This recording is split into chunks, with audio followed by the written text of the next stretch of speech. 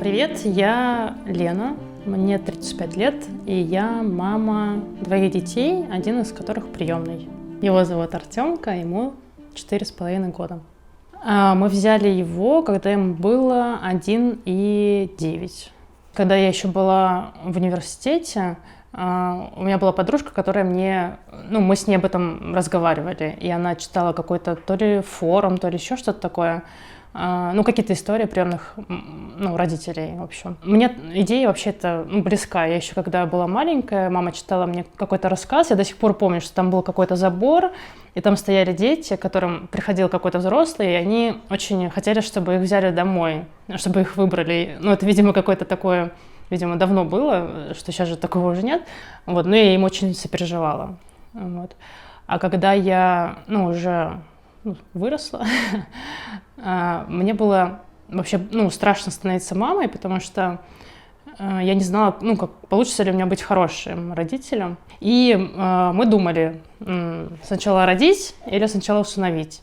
И решили, что, усыновлять сразу это, большая такая нагрузка будет, потому что, когда ты сам рожаешь, то, как-то все более, может быть, естественно, а тут еще, плюс адаптация именно к приемному ребенку. И решили потренироваться, если можно так сказать.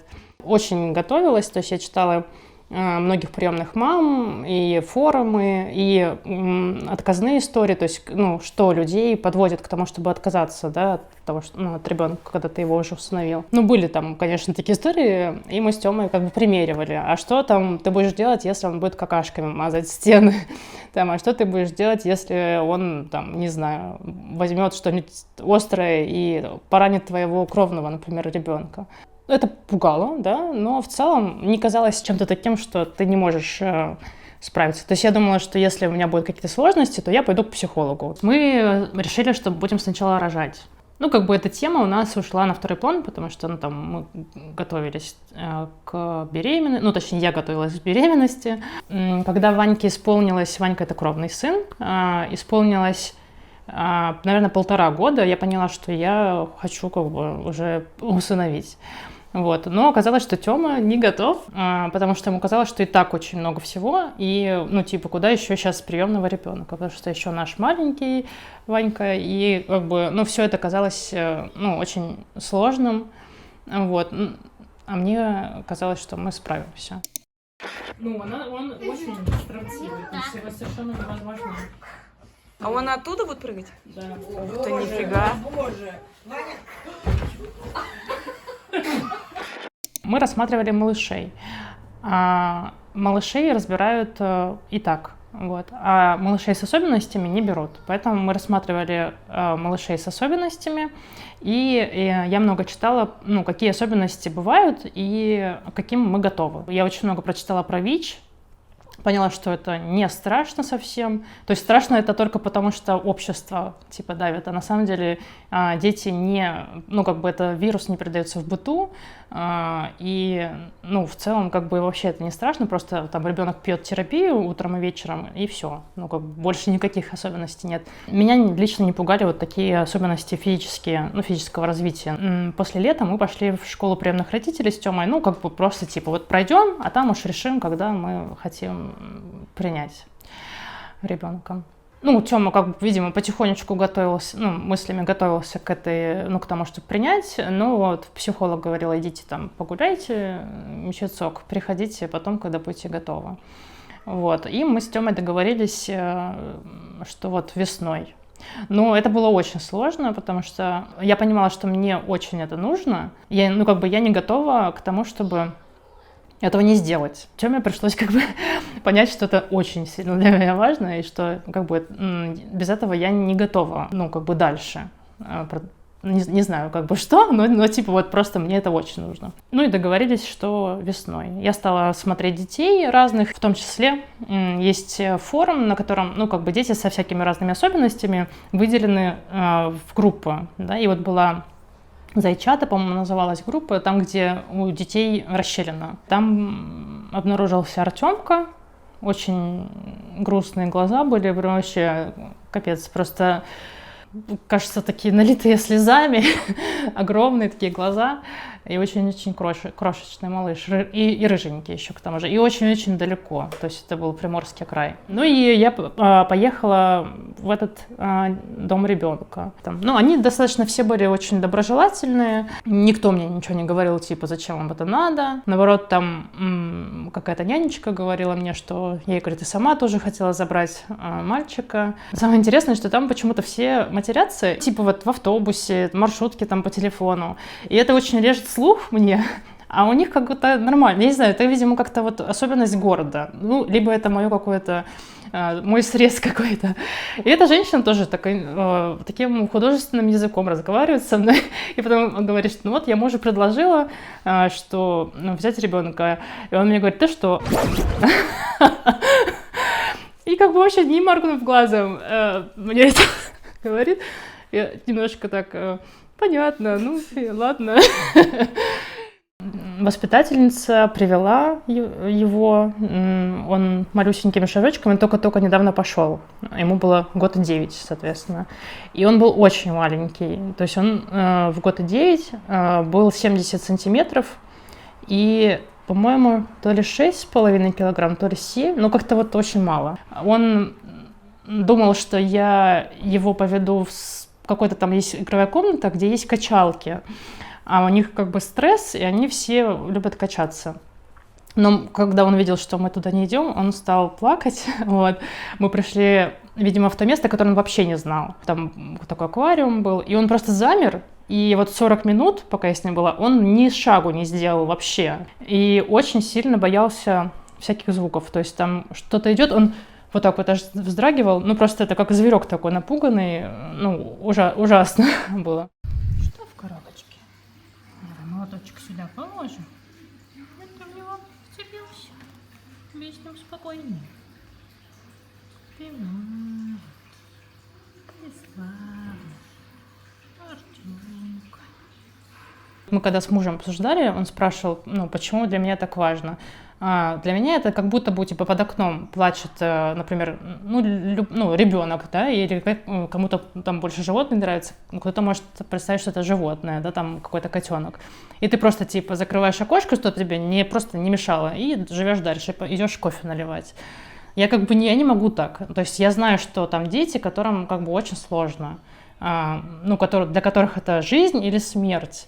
И, конечно, как бы, ну, меня это очень трогает. И, ну, я не могла жить дальше, зная, что я могу, но я не делаю. Ну, типа, я иду наливать кофе. Мы против тайного усыновления, то есть для нас это все как, ну, дети могут появляться по-разному, и ничего скрывать, я ничего стыдного в этом не вижу. Мне кажется, очень важно, ну, мне было бы, по крайней мере, узнать, как выглядит тот человек, который тебя родил, ну, твоя кровная мама. Вот.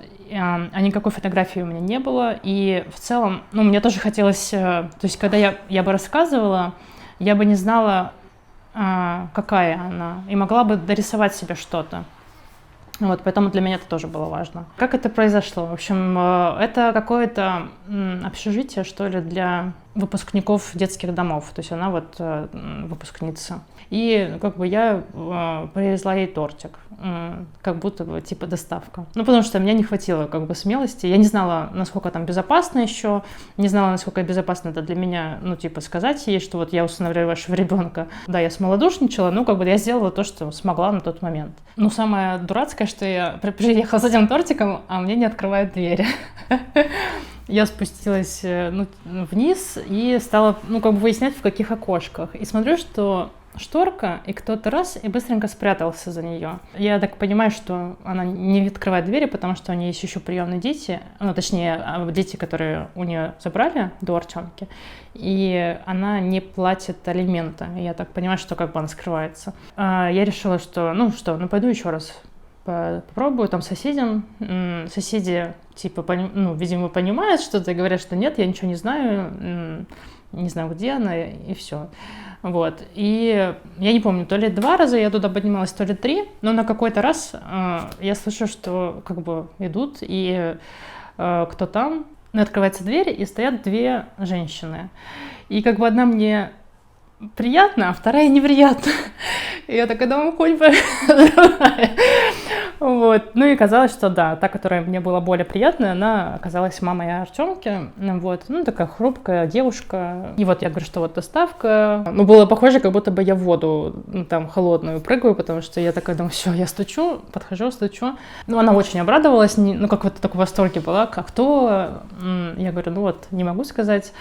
Говорю, что можно я вас сфотографирую, там мне надо для отчета. Ну и она согласилась, я ее сфотографировала. Вот. Ну, я очень рада, что у меня есть фотографии, потому что Артемка часто просит, ну, я ему рассказывала несколько раз, ну, и в целом он знает эту историю, что он вот маленький был, и что он был у Юли в животике, ну, потом он был один, и что он очень грустил, и потом я приехала, что он сначала боялся, потом, ну, привык ко мне. Вот, ну и все, как бы вот такая история с мамой. Как началась семья? Это на самом деле не очень интересная история, потому что она просто началась. Муж Тёма познакомился, он видел уже спящим Артемку, он приехал с работы, Артемка сразу, ну, как только пришел, сразу в кровать и спать. Вот, и, соответственно, увидел только его спящим. Артемка проснулся рано, и я вместе с ним проснулась, и мы с ним как-то тусили. А потом, когда проснулся уже муж, ну, маленький Артемка, он вспоминает, что он выглядывал с кухни, и Тёма, ну, как бы так с ним знакомился. Ку-ку, это папа. Папа. Людям, которые хотят усыновить или там взять под опеку, на мой взгляд, важно быть гибкими и уметь обращаться за помощью, хорошо относиться к психологам и, ну, там, работать над своими, ну, понимать, что если тебя что-то бесит, то это не потому, что ребенок, а потому, что у тебя.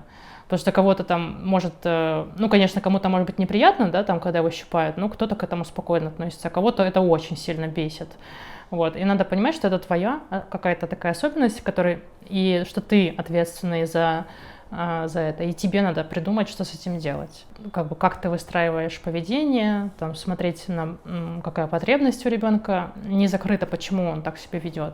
Ну, на мой взгляд, если человек такой вот, ну, как бы жесткий и привык, чтобы вот как вот он сказал, так и будет, на мой взгляд, это не то, что может подойти.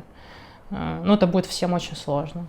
Ну, самое трудное для меня было это вот отсутствие привязанности как с одной стороны, так и с другой.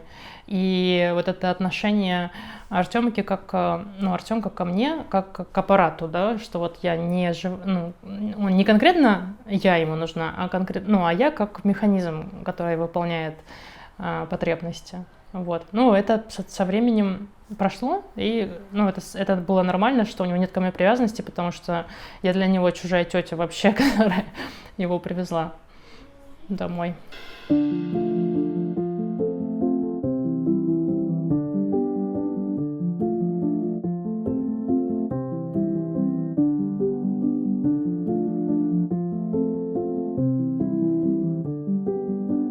Меня зовут Лена, у меня 2 детей, один из которых приемный.